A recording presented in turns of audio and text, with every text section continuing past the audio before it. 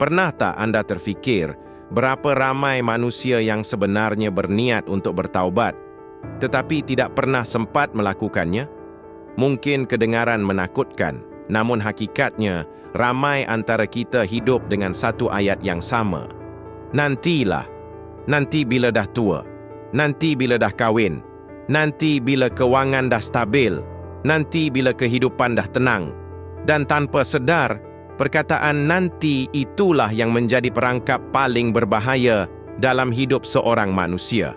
Hari ini, saya ingin membawa Anda menyelami satu kisah yang bukan sekadar tentang seorang lelaki, tetapi mungkin tentang kita semua. Kisah seorang lelaki yang tahu dirinya melakukan kesilapan. Dia sedar apa yang dilakukannya salah. Dia tahu dia perlu berubah. Namun dia sentiasa percaya masih ada masa. Masih ada esok. Masih ada peluang. Masih ada usia yang panjang. Dan itulah kesilapan terbesar yang pernah dia lakukan. Lelaki ini membesar seperti kebanyakan manusia biasa. Dia bukan seorang penjahat besar. Bukan juga seorang yang terkenal dengan kejahatan. Dia cuma manusia biasa yang terlalu sibuk mengejar dunia. Setiap pagi dia bangun untuk bekerja. Setiap malam dia pulang ke rumah dalam keadaan penat.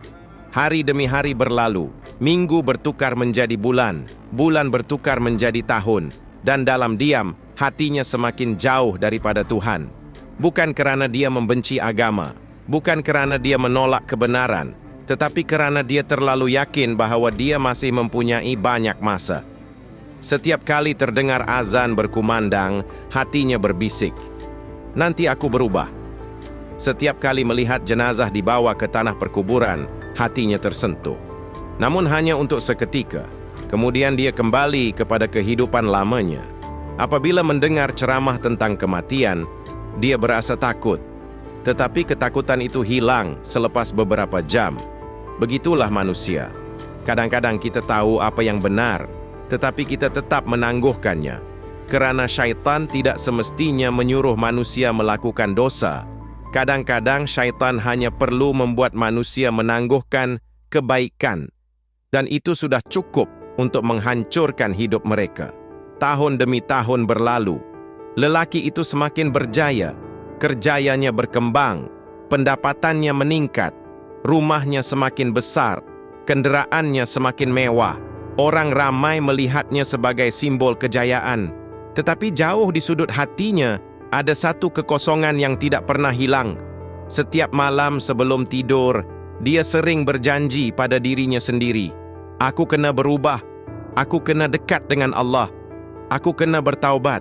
Namun keesokan harinya, dia kembali sibuk dengan urusan dunia. Begitulah rutin yang berulang selama bertahun-tahun. Sehinggalah satu malam yang tidak pernah disangkanya, malam yang kelihatan biasa, tiada petanda luar biasa, tiada amaran, tiada mimpi pelik, tiada suara misteri. Semuanya kelihatan normal.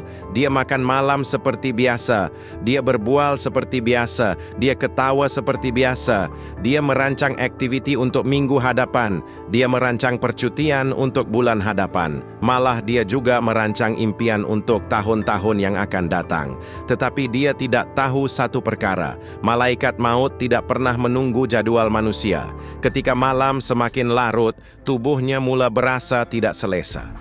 Pada mulanya dia menyangka ia hanyalah keletihan biasa. Namun beberapa menit kemudian, rasa sakit itu semakin kuat. Nafasnya mula menjadi pendek. Dadanya terasa sempit. Peluh mula membasahi seluruh tubuhnya. Panik mula menguasai dirinya. Buat pertama kali dalam hidupnya, dia merasakan sesuatu yang tidak pernah dirasainya sebelum ini.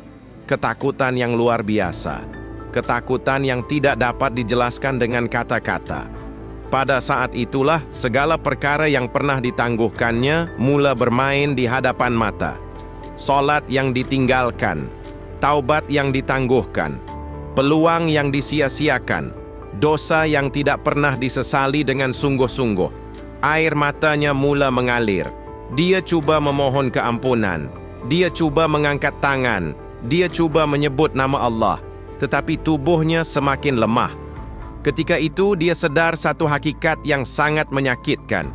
Bukan semua orang diberikan peluang untuk bertaubat pada saat akhir.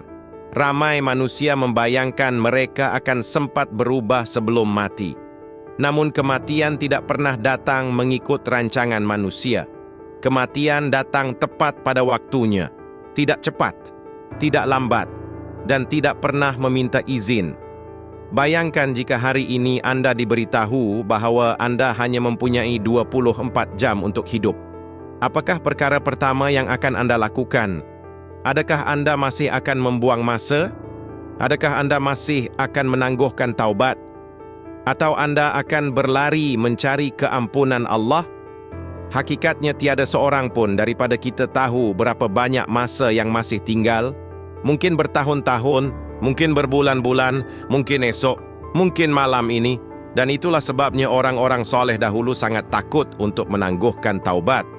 Mereka faham bahawa kematian bukan sesuatu yang menunggu usia tua. Kubur dipenuhi oleh mereka yang muda dan tua, kaya dan miskin, sehat dan sakit. Semuanya pergi apabila sampai waktunya. Persoalannya bukan bila kita akan mati. Persoalannya ialah dalam keadaan apakah kita akan mati. Adakah kita akan pergi dalam keadaan hati yang kembali kepada Allah? Atau dalam keadaan masih menunggu hari yang tidak pernah tiba? Sahabatku, jika ada dosa yang masih belum ditinggalkan, tinggalkanlah hari ini. Jika ada solat yang masih diabaikan, kembalilah hari ini. Jika ada taubat yang masih ditangguhkan, mulakanlah hari ini. Kerana syaitan sentiasa membisikkan satu perkataan yang sama kepada manusia, nanti. Tetapi malaikat maut tidak pernah menggunakan perkataan itu. Dia datang apabila diperintahkan. Dan apabila saat itu tiba, tiada siapa mampu meminta tambahan walaupun sesaat. Sebelum kita berpisah, renungkan satu soalan ini. Jika malam ini adalah malam terakhir dalam hidup Anda, adakah Anda benar-benar bersedia untuk bertemu Allah? Atau masih terlalu banyak perkara yang Anda berharap dapat diperbetulkan? Jangan tunggu sehingga saat terakhir untuk berubah. Kerana saat terakhir itu mungkin lebih dekat daripada yang kita sangka. Semoga Allah memberi kita kesempatan untuk kembali kepadanya sebelum terlambat. Dan semoga kita bukan daripada golongan yang hanya menyedari nilai taubat ketika pintu taubat sudah tertutup buat selamanya.